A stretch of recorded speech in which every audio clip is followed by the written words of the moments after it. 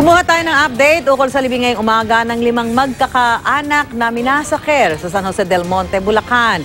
Narito ang unang balita ni Bam Alegre, live. Bam?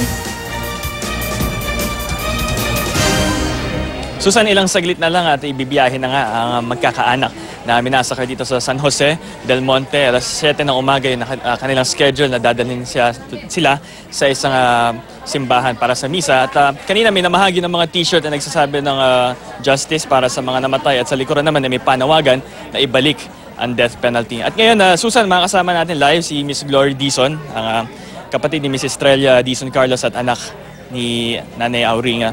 Ma'am, magandang umaga po. Nung nagkaroon ng balita na namatay po yung person of interest sa si Ayacingo, ano po yung naging reaksyon ng pamilya? Kahit pa paano po, naibsan yung galit na nararamdaman namin, pero parang hindi pa talaga sapat yun sa nangyari sa kanya. Naibahagi niyo po na galing po kayo ng Davao, yung family, and dumalaw rito si Pangulong Duterte. Ano po, may napag-usapan po ba kayo in private? Sabi lang po niya na tutulungan talaga niya kami sa nangyari sa amin.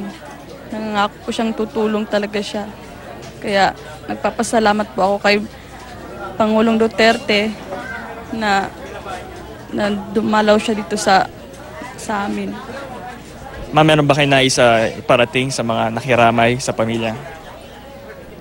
Opo, sa mga nakiramay, nagpapasalamat po ako sa mga tumulong sa amin dito. Sa Bulacan, nagpapasalamat ako ng marami. Lalo na sa mayor dito at saka si Congresswoman na si Ropes. Sila po yung tumulong sa amin, sumagot lahat.